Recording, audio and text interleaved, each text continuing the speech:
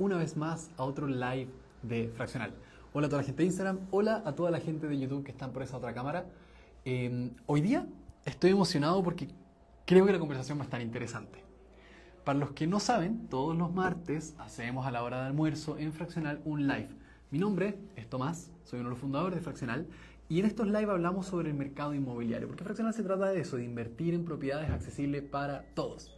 El live del día me parece muy interesante porque vamos a destripar el fondo del problema del acceso a la vivienda evaluado desde lo que está pasando en Venezuela hoy en día.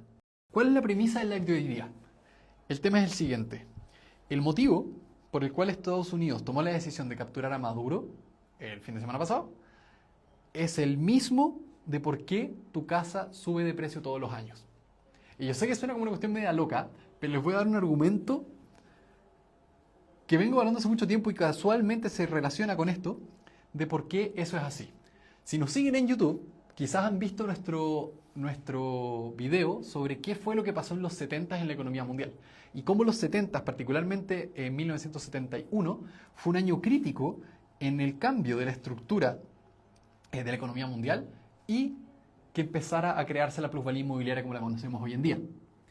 Y ese mismo cambio, no muy casualmente, también ocurre en tiempos de turmoil, de locuras políticas, como por ejemplo lo que pasó acá en Chile, que no estuvo exento de intervención americana. Entonces, vamos a analizar todo esto desde la base. Y para entender por qué Estados Unidos toma la decisión de intervenir en Venezuela hoy y no hace 20 años que Venezuela está bajo un régimen totalitario, en mi teoría es la siguiente. Vamos a remontarnos a antes de la Primera Guerra Mundial, ¿ok? Antes de la Primera Guerra Mundial, el mundo operaba bajo un sistema económico mundial que se llamaba el mercantilismo. El mercantilismo era muy distinto al capitalismo que conocemos hoy día. El mercantilismo proponía que los países producían bienes o servicios y los intercambiaban prácticamente uno a uno con otros países. Y la riqueza de un país u otro iba a depender de cuánto oro, plata o otros metales preciosos tuvieran sus arcas. Entonces los países más poderosos eran los que lograban exportar más cosas. Y eso, por ejemplo, justificó un poco la expansión de grandes imperios hacia Latinoamérica, hacia África y otras partes del mundo, porque los países que tenían poder naval llegaban a estos países, generaban muchas materias primas, se hacían dueños de estas materias primas y las podían vender a cambio de metales preciosos. Entonces países como Inglaterra, Francia, etcétera, se hicieron ricos a costa de vender cosas a otros países, ¿ya? Y que entrara oro al país. Luego de la Primera Guerra Mundial se genera un montón de deudas, ¿ya? Y cambia un poquito el orden mundial. Y aparece por primera vez lo que en historia moderna entendemos como inflación impulsada por un gobierno, ¿cierto? Por un gobierno democrático. Cosas como lo que pasó en Alemania en la República de Weimar, que terminó desencadenando cosas como los nazis por la alta inflación que tenían esas personas. Nace principalmente de que Alemania se quedó sin oro. Entonces, Europa en general se quedó sin oro después de la guerra para financiar vía Estados Unidos estas incursiones. Pero por si eso no fuera suficiente, vino la Segunda Guerra Mundial. Y en la Segunda Guerra Mundial sí que fue como el pic de todo este tema. Todo el oro que estaba contenido en Europa fue trasladado a Estados Unidos tanto por razones de seguridad, porque estaban en guerra en Europa, como por razones de financiamiento. Le estaban pasando oro a Estados Unidos a cambio de armamento, a cambio de apoyo, a cambio de municiones y comida y todo lo que se necesitó en Europa durante la Segunda Guerra Mundial para financiar y llevar adelante ese conflicto. Entonces, este gallo, ¿por qué está hablando de Maduro y la Segunda Guerra Mundial? Y resulta que en este periodo, o al final, mejor dicho, de este periodo, se llegó a un acuerdo, ¿vale? Europa le dijo, o sea, tomó una conversación con Estados Unidos y le dijo, oye, ¿cómo hacemos para recuperar nuestro oro? La verdad es que estamos medio pelados, ¿cómo vamos a funcionar si es que todo el oro está allá? Estados Unidos creo que tenía como el 80 y tanto % de todo el oro mundial en sus arcas gringas. Estados Unidos no está a punto de pasarles todo el oro de vuelta a estos gallos, entonces dijo, ¿por qué no hacemos lo siguiente? En vez de que cada gallo tenga su oro, déjenme el oro acá, en Estados Unidos. Yo seré el que lo cuide, aparte de un país grande que está lejos de otros países, soy difícil de atacar, yo cuido el oro y yo le paso a ustedes dólares. Pero cada dólar se va a poder transformar en oro por una conversión. No recuerdo cuánto era al principio, pero sí me acuerdo de un número que era como 35 onzas por dólar. Entonces, bajo el Tratado de Bretton Woods, que se dio en el, debe haber sido el 45, 46, no me acuerdo exactamente la fecha, se decidió que la economía mundial se iba a transar en dólares porque los dólares iban a estar convertidos en oro. Entonces cualquier país que tuviera dólares podía ir a Estados Unidos, pasar sus dólares y obtener 35 onzas de oro por dólar. Ese es el gold standard. De hecho, muchas veces se considera tan como bacán que una economía funcione de esa manera, que cuando uno dice que algo es bueno, que es como el mejor de línea, en inglés se usa la frase gold standard, ¿cierto? Es como el estándar dorado de una categoría en particular. Bueno, este gold standard decía entonces que todos los países podían transar en dólares, pero tenían la tranquilidad que si es que llegaban a necesitar oro, podían cambiar sus dólares por oro. ¿Qué fue lo que pasó después? Estados Unidos no sé si fue tan responsable como debió ser con ese oro. Y algunos países se empezaron a dar cuenta, particularmente Francia. Francia empezó a decir, ¿sabéis qué más? Yo creo que estos gallos no tienen el oro que dicen tener. Yo creo que si yo agarro todos mis dólares y voy y saco todo el oro, o si todos hacemos eso al mismo tiempo, no sé si el oro va a estar. Este rumor se empezó a expandir por distintos países y llegó hasta el punto en que Francia mandó un navío militar a las costas de Nueva York a exigir que le pasaran su oro, porque no había confianza de que el oro estuviera en las arcas. Esto se dio hacia finales de los 60 e inicios de los 70 y ahora es donde la cosa empieza a ponerse un poquito más actual. Resulta que los gringos no tenían el oro. Efectivamente no habrían podido pagar todos los dólares que se habían emitido y lo que estaban haciendo era exportar su inflación. Cuando un país exporta su inflación, tiene un poder gigantesco. Como todos los países alrededor del mundo necesitaban dólares para poder hacer transacciones internacionales porque estaba con un backing de oro, todos los países estaban dispuestos a recibir dólares. Y si es que Estados Unidos producía más dólares y compraba más cosas, podía echarlos para afuera por medio de este sistema. Lo que significaba que esos dólares no se quedaban dentro de la economía gringa y por lo tanto no generaban inflación. Pero sí se producían ahí. Entonces sí generaba ganancias para los gringos que luego la inflación se las llevaba afuera. El ser la moneda de intercambio internacional, que suele estar acompañado de ser la potencia mundial más power del mundo, ocurrió con los españoles en su minuto, ocurrió con los ingleses en su minuto, ocurrió con los holandeses en su minuto y cualquier otra potencia del mundo ha tenido esa característica, que el mundo conocido o el mundo cercano depende de tu moneda para operar. Entonces, Estados Unidos no quería perder esto, no quería perder esa cualidad de que fuera la moneda gringa con la cual se transa todo. El problema es que no podía devolver el oro, no podía cumplir su promesa. Entonces, ¿cómo lo iba a hacer?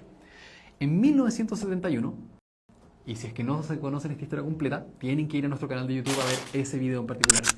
El presidente Nixon cerró la ventana de oro, así se llamó ese evento.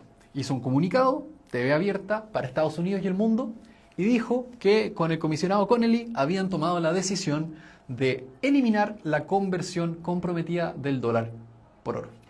Lo que debió haber pasado en ese minuto es que todo el país, todo el mundo, le debió haber dado la espalda a Estados Unidos, debió haber ignorado el dólar y debió haber pasado a usar otras monedas. Eso un poco pasó, en parte. Los países trataron de cambiar la manera en que transaban, pero Estados Unidos tenía un plan.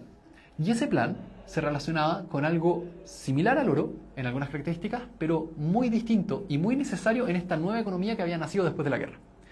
Resulta que el oro es valioso principalmente porque es escaso, ¿ya? Y porque la capacidad de las mineras del mundo de sacar nuevo oro al mercado es más o menos conocida. No se han vuelto demasiado más eficientes estas mineras a lo largo del tiempo. Para los que se vienen conectando recién, estoy contando una historia súper larga de por qué el valor de tu vivienda está relacionado con la captura de Maduro. Y el hecho de que hayan capturado a este gallo el fin de semana pasado tiene el mismo motivo de fondo que el hecho de que tu casa suba de precio todos los años. Eso es lo que estoy explicando por si llegaron recién. Pero lo importante es que hasta el día de hoy, que estamos en los años 70, el mundo usaba el dólar porque era transformable en oro. Pero después de 1971, los gringos dijeron no más, no vamos a seguir transformando los dólares en oro. Y tuvieron que encontrar una manera de que las personas no empezaran a usar otras monedas, porque habían perdido un valor muy importante para ellos, que es el hecho de que pueden diluir su inflación en el resto del mundo y quedarse con la parte buena de imprimir billetes y no con la parte mala, que es la inflación posterior. Entonces, ¿qué tiene de característica el oro? Además de muchas cosas que duran el tiempo porque no se oxida, no se mezcla con otras cosas, porque es escaso, porque es conocida más o menos la cantidad de oro que se puede producir al año, por lo tanto su ratio de inflación es más o menos constante. Es valioso porque es escaso, es reconocible pero no necesariamente porque tiene una utilidad muy grande. Hay otras cosas que son escasas y se conocen como commodities. Son las cosas que se producen en la economía principalmente por recursos naturales. Algunos ejemplos como esos son la madera, el cobre, todos los metales básicamente que se sacan de la minería, pero entre ellos el petróleo. Y ahora la cuestión empieza a sonar a Venezuela. Resulta que el petróleo, al igual que el oro, es escaso. Pero tiene otra característica. No es tan escaso como el oro y no está tan controlada la cantidad de petróleo que se genera al año. Cada año puede haber nuevas innovaciones que nos permitan sacar bastante más petróleo que el año anterior, como fue, por ejemplo, el caso del fracking en Estados Unidos hace como 10 años, en que cambió completamente la estructura del mercado de petróleo. Entonces, una vez que los estadounidenses le dicen al mundo, no vamos a permitir que se cambien los dólares por oro, el mundo va a salir a buscar una nueva forma de hacer transacciones internacionales y el dólar tiene que encontrar la manera de mantenerse relevante. La manera fue la siguiente y nació de la OPEC. Para los que no saben, la OPEC es la Organización de Países Exportadores de Petróleo. ¿Ya? Estos países, la OPEC es una cuestión bien heavy, como no está en ningún país en particular, está como por sobre los organismos locales, técnicamente es un cartel, es una colusión de todos los países que producen petróleo o los más grandes, en que se ponen de acuerdo para producir más o menos para mantener estable el precio y hacernos sufrir a todos los demás. La OPEC tuvo mucha influencia de Estados Unidos y uno de sus principales participantes fue Arabia Saudita. Arabia Saudita era en ese tiempo un clave aliado de Estados Unidos. Y entre Arabia Saudita, Estados Unidos y la OPEC llegaron a un deal importantísimo. Ok, los dólares no van a ser convertibles en oro. Pero dado este tratado que tenemos con Arabia Saudita, el principal productor de petróleo de ese tiempo, solo te va a vender petróleo si se lo pagas con dólares. Dado que el petróleo es la parte inicial de la cadena de producción de energía alrededor del mundo, sobre todo en los años 70, quizás eso ha cambiado hoy día, todos los países de todo el mundo necesitan comprar petróleo. Y en ese tiempo, la mayoría, si no todos, se lo compraban a Arabia Saudita. Y si no era a ellos, era alguien de la OPEC, que fueron parte de este deal. Entonces la decisión fue la siguiente. Todas las transacciones de petróleo del mundo se van a hacer en dólares. Imagínense lo importante que es eso para Estados Unidos. Y ya no es que el dólar se pueda cambiar por una cantidad de petróleo. Es que si tú quieres comprar petróleo, que yo te garantizo que lo vas a querer hacer, porque vas a querer mover autos, porque vas a querer echar a andar maquinaria, producir electricidad, vas a tener que comprar dólares. Y una vez más, Estados Unidos encontró una manera de que el mundo necesite sus dólares para mantener esa ventaja competitiva gigantesca que es el hecho de que ellos pueden producir billetes para beneficiar su economía, pero exportar la inflación de esos billetes a los 8 billones de personas que viven en el mundo y no solamente a los 300 millones de personas que viven en su país, diluyendo así su inflación. Y eso no quiere decir que Estados Unidos no tenga inflación, sino que puede ser mucho más agresivo en la inyección de dinero a la economía de lo que podría ser un país que no tenga su ventaja porque su moneda se usa alrededor del mundo. ¿Qué es lo que pasa entonces con esta transición de usar el oro para proteger el dólar a usar el petróleo para proteger el dólar? Se creó lo que se conoce hoy día como el petrodólar, ¿ya? Que es el sistema monetario que maneja más o menos Estados Unidos. Si es que tú quieres transar y comprar petróleo, tú tienes que tener dólares. Ahora, ¿qué tiene que ver eso con Maduro particularmente? Resulta que con el tiempo han ido creciendo algunos países que no les ha gustado tanto que Estados Unidos lleve la batuta, ¿ya? Algunos ejemplos de eso pueden ser Irán, otro ejemplo de eso puede ser China, que yo creo que es el más evidente. Además está Rusia, que siempre ha estado en contra, y algunos otros países. Resulta que los países que son parte de la OPEC, y algunos que no, pero que sí producen petróleo, estamos pensando en Venezuela, estamos pensando también en Brasil, India, China, etcétera, tienen sus producciones de petróleo, quizás no son las más grandes, no les gusta tanto esto de tener que comprar dólares. Entonces hace un tiempo atrás se empezaron a poner de acuerdo en ¿para qué vamos a comprar dólares? Si yo, China, quiero petróleo y tú, Brasil, tienes petróleo, ¿por qué no te lo compro nomás? Aquí te lo pago con moneda china. Y el brasileño dice, no, cómprame reales mejor. Y el chino dice, no, mejor te lo pago con yenes. Es medio complicado. Entonces, ¿qué es lo que hicieron? Se empezaron a poner de acuerdo hace como una década atrás para crear algo que quizás han escuchado, que es la alianza BRICS.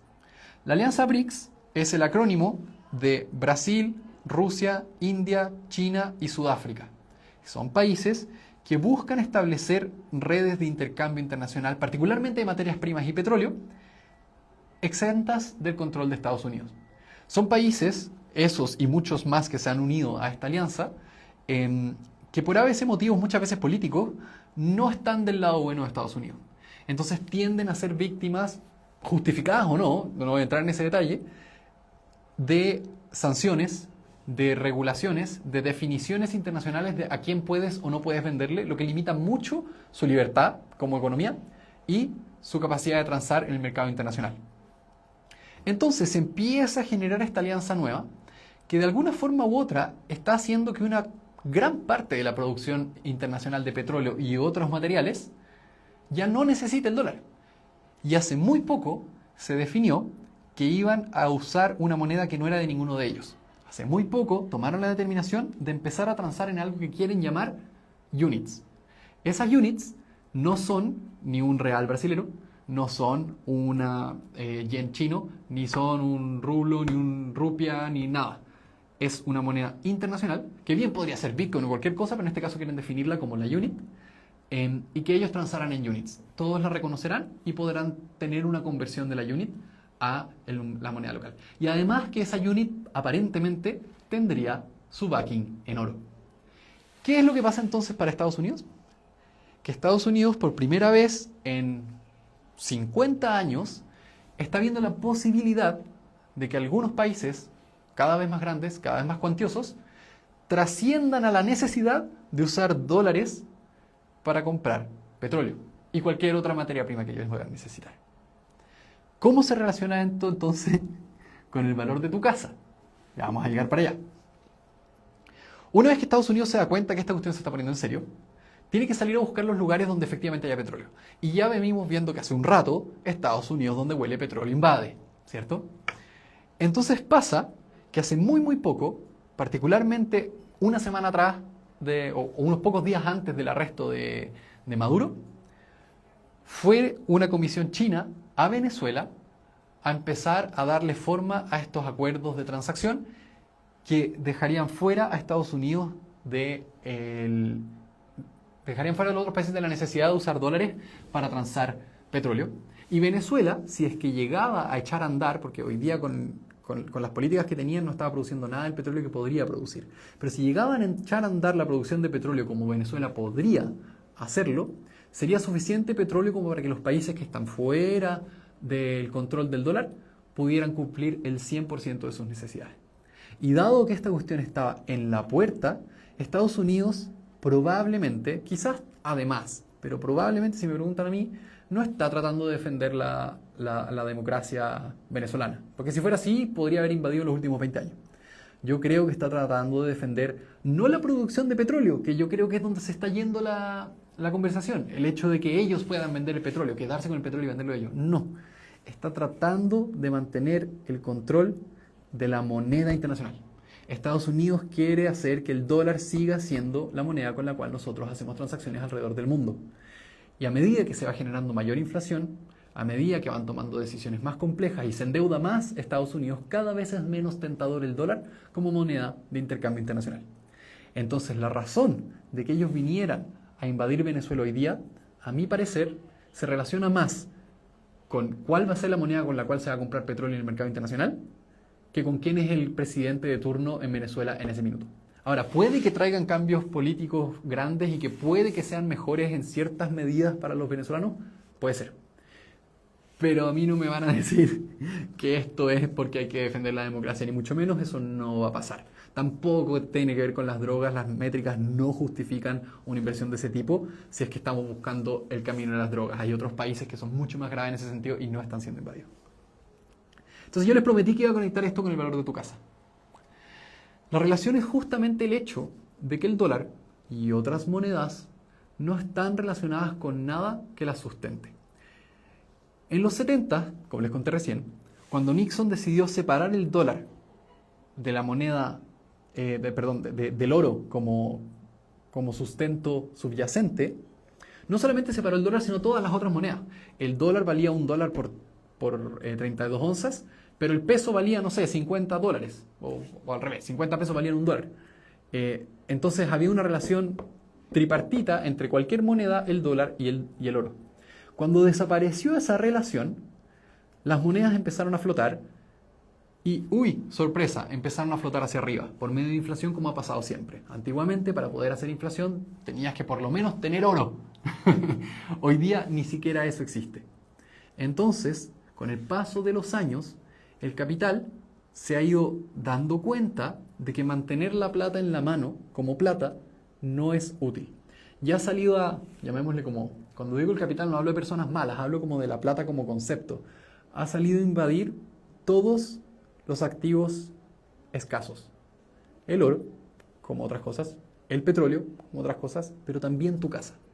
Tu casa no es solamente la casa y las ventanas y la puerta.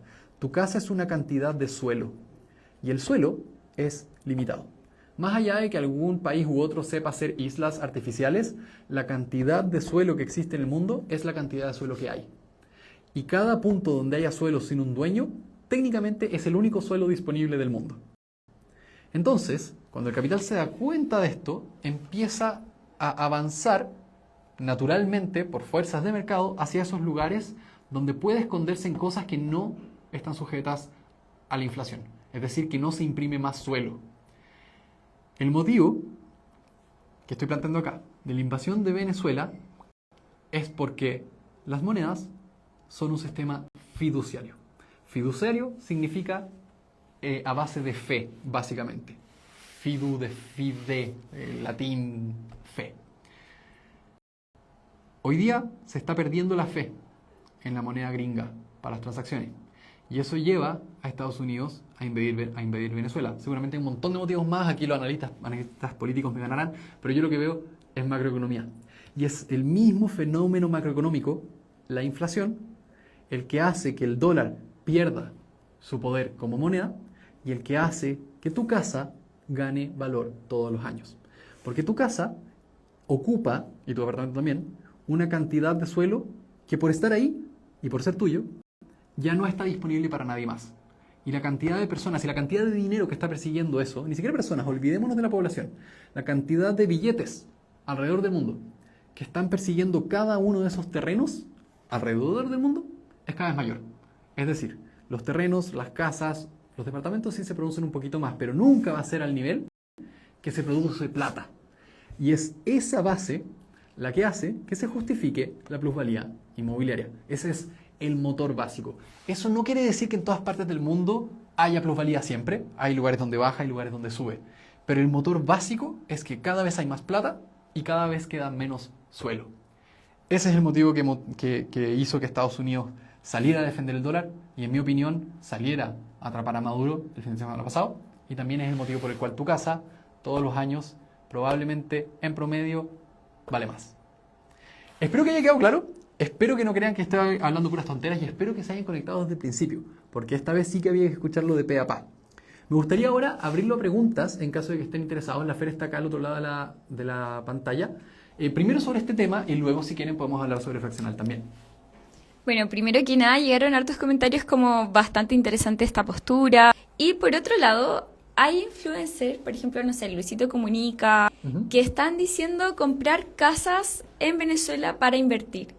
¿Qué opinas tú respecto a eso?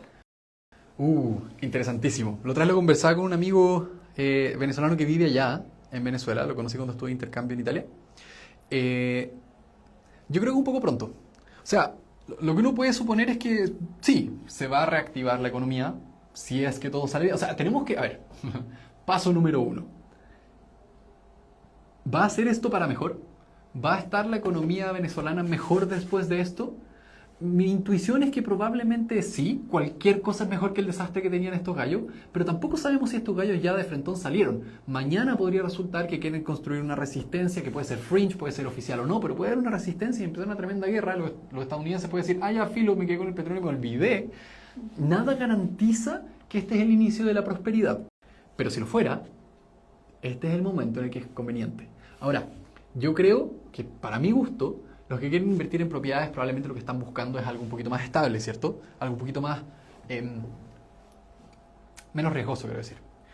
Entonces probablemente el inversionista inmobiliario tradicional, entre ellos fraccional como plataforma, no vamos a salir a buscar todavía propiedades en Venezuela.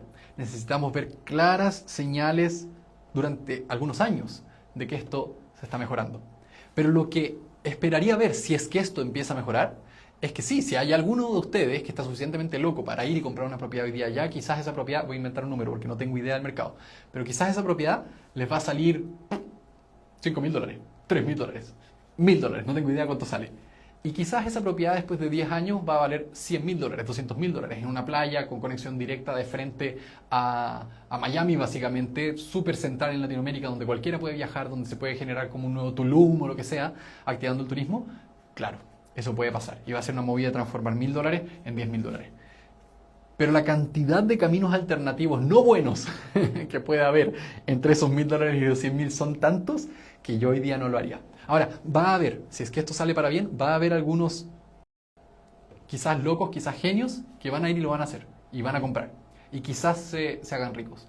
Pero ¿dónde está el límite que rompe el deseo para mí, en mi fuero personal, lo que no representa la plataforma en cuándo nosotros iríamos a mirar Venezuela? Yo creo que no va a pasar en los próximos par de años, por lo menos. Lo que define para mí cuándo se podría o no se podría invertir en propiedades, para mi gusto, en Venezuela, es cuando haya garantías de propiedad. Cuando uno pueda contar con que ningún gobierno actual o posterior te va a expropiar la cuestión, por lo menos no por vía fuera de lo aceptable. No sé qué es lo aceptable, pero eso. Cuando yo sepa que va a haber una estructura legal que me va a permitir evitar ocupas, que me va a permitir evitar que se la tomen, que me la quiten, que hagan cualquier cosa, y cuando también yo pueda confiar que va a haber un camino de salida a alguien que me compre mañana la propiedad. Y eso probablemente va a depender del desarrollo del crédito. Es decir, que se reactiven los bancos en Venezuela y que alguien pueda tomar un crédito hipotecario para comprarme la casa el día de mañana cuando valga mucho. Porque es súper fácil decir hoy día yo fui sin crédito y la compré por 100, pero quizás en 5 años más, cuando yo la quiera vender y no hay créditos, la propiedad podría valer 100.000, no 100, pero si a nadie le prestan el crédito para pagar 100.000, mi universo de compradores va a ser súper chico. Entonces, derechos de propiedad bien claros.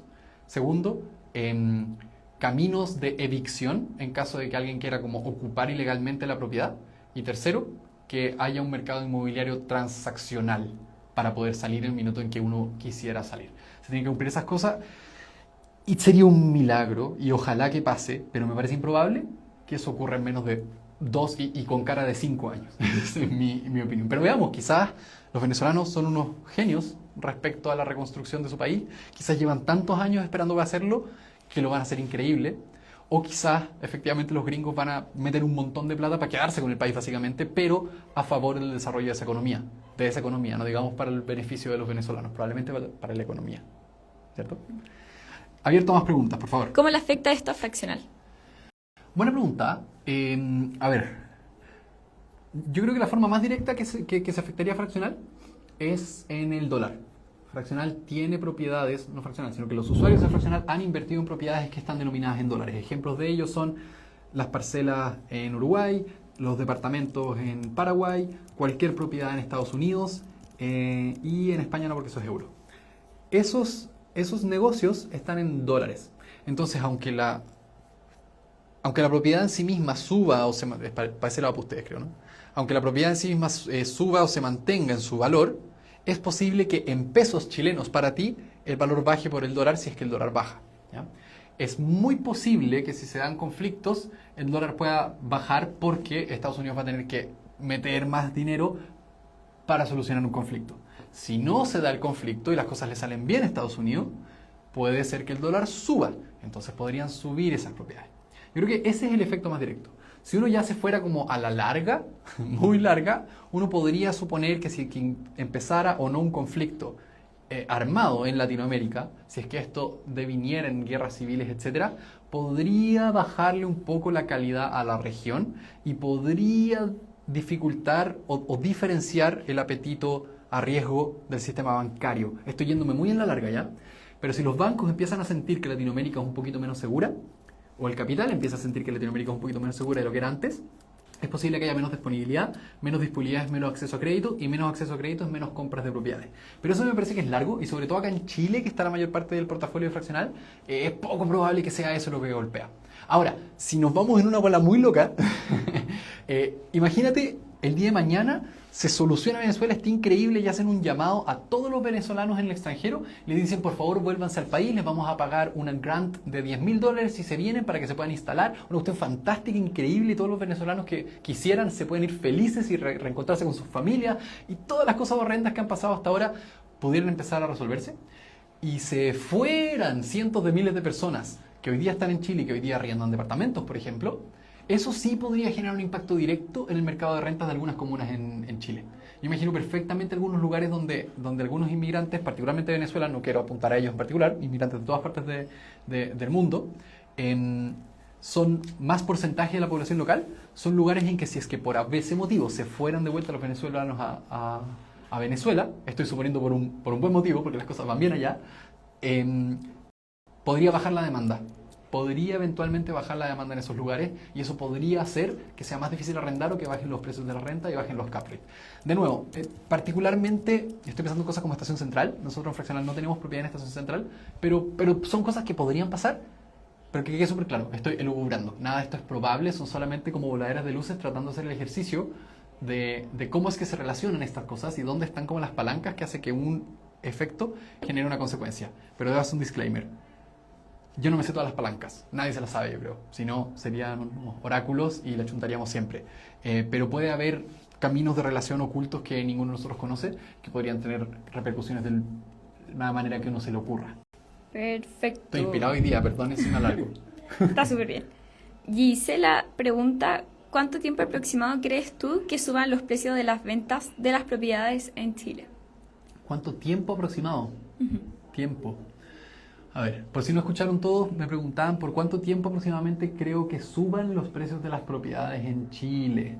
Ya, cuando uno dice en Chile, chuta, depende. ¿Cuánto va a durar la República Chilena? ¿100 años, 1000 años, 500.000 años? No tengo idea. Si tuviera que elegir un número, yo te diría comillas para siempre. Comillas, muchas comillas. Ese para siempre, justamente por lo que explicamos recién, lo que nos comentaba nuestro amigo, no me acuerdo el nombre. Gisela. No, pero el anterior. José Luis. José Luis. Es que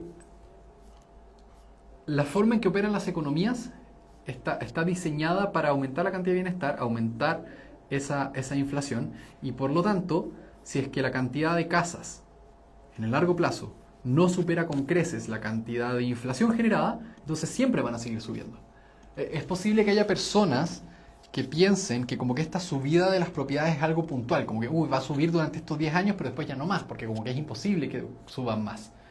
Pero yo creo que si le hubiera preguntado a alguien en los 80s, ¿cuánto iba a valer esta casa, cualquiera sea, en Santiago de Chile, en el año 2025, no habrían sido capaces de imaginarse un monto como ese. No solamente porque las propiedades subieron mucho, sino que porque el valor del peso bajó mucho. Antes con 100 pesos podía comprar un montón de cosas, hoy día con 100 pesos no podía comprar nada.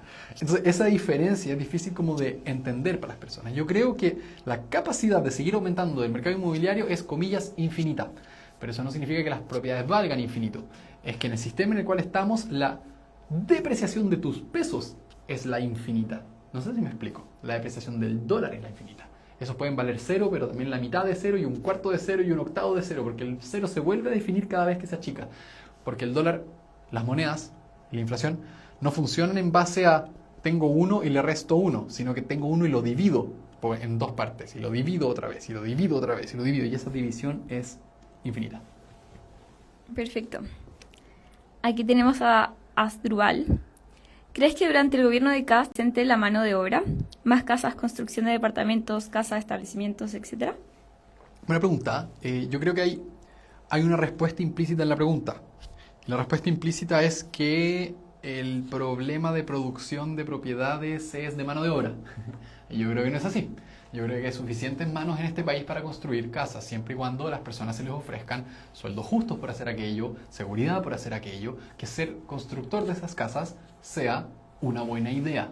Y para eso tienen que venderse las casas en el futuro y tiene que ser un negocio rentable para todos los involucrados, la constructora, la inmobiliaria y el comprador, para todos.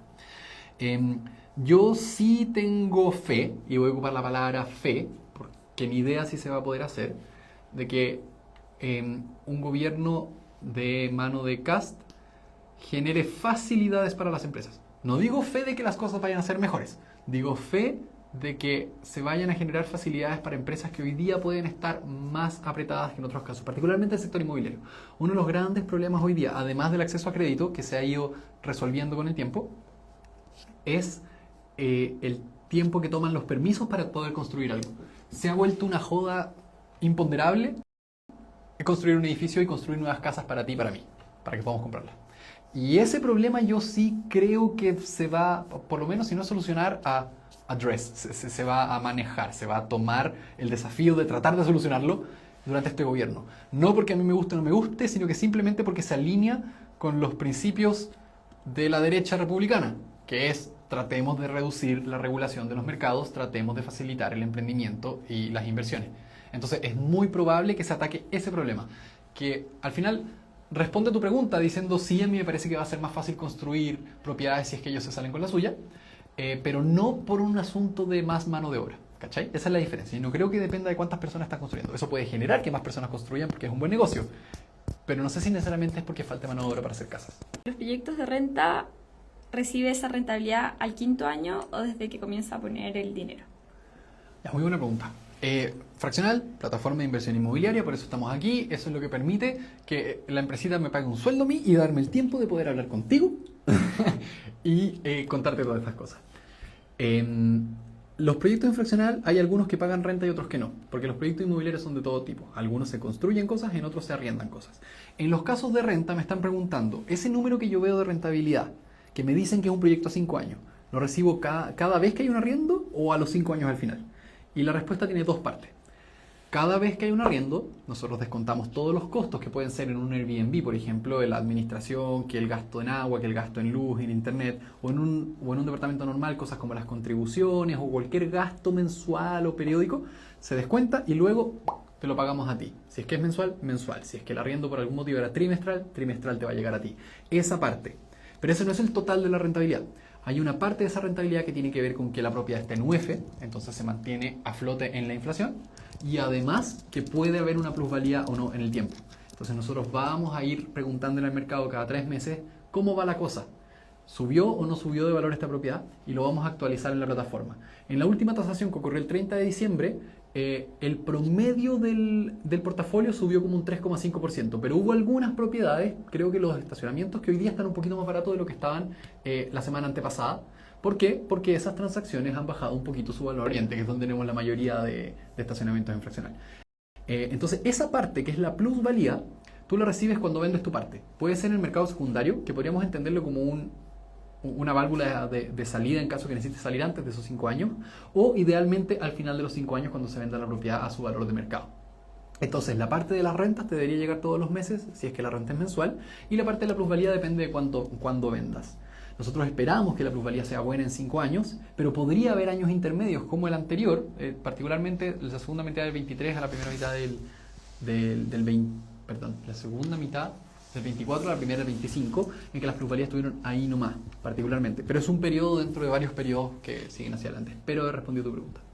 Buenísimo. Cuando uno invierte comprando una fracción, ¿qué significa exactamente participar de una sociedad? ¿Y cómo funciona la relación con los otros socios? ¿Qué derechos y responsabilidades tienen cada uno?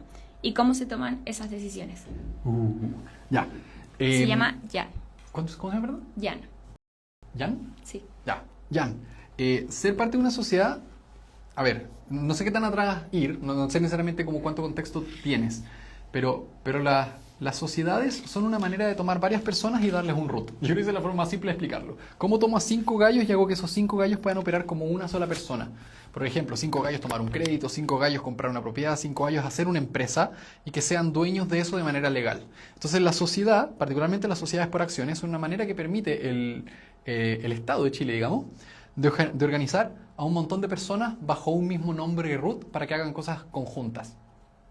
La forma en que esas personas se organizan y se relacionan con la sociedad es principalmente por medio de acciones. Eso permite que no sean todos por igual. Si son 5 personas no tienen que tener un quinto cada uno, sino que alguno puede tener la mitad y los otros 4 pueden tener la otra mitad repartida en partes iguales, o cualquier mix dentro de eso. Esas son las acciones y eso es lo que permiten, ¿vale? La gracia de las acciones es que además de tú tener una participación porcentual en la sociedad, tú puedes vender tu acción a otro gallo y hacer que ese otro gallo tenga una participación porcentual. Así funcionan las acciones. En otro live puedo hacer toda la historia de las acciones que vienen de Holanda y todo qué sé yo. Me encanta esa historia. En fraccional, entonces, lo que pasa particularmente es que cada uno de los negocios inmobiliarios que nosotros proponemos en la plataforma, que es operado por otra persona en otro lugar, a veces en otra parte del mundo, qué sé yo, pero son inmobiliarias o profesionales del mundo inmobiliario que nos contactan para levantar capital para su proyecto, es operado o está relacionado con una sociedad. Y nosotros te hacemos a ti parte de esa sociedad por medio de acciones. Esa es la forma en que tú te relacionas. Y la manera en que tú puedes obtener tu dinero de vuelta durante los 5 años antes de que esto termine, esto me refiero a que el proyecto, 5 años para renta, pueden ser menos años para una construcción o qué sé yo, es vendiendo tus acciones a otra persona. Ahora, no sé cuántas personas hay conectadas, pero les quiero adelantar algo. Tú preguntaste por los derechos, la relación con otros socios, etcétera, etcétera.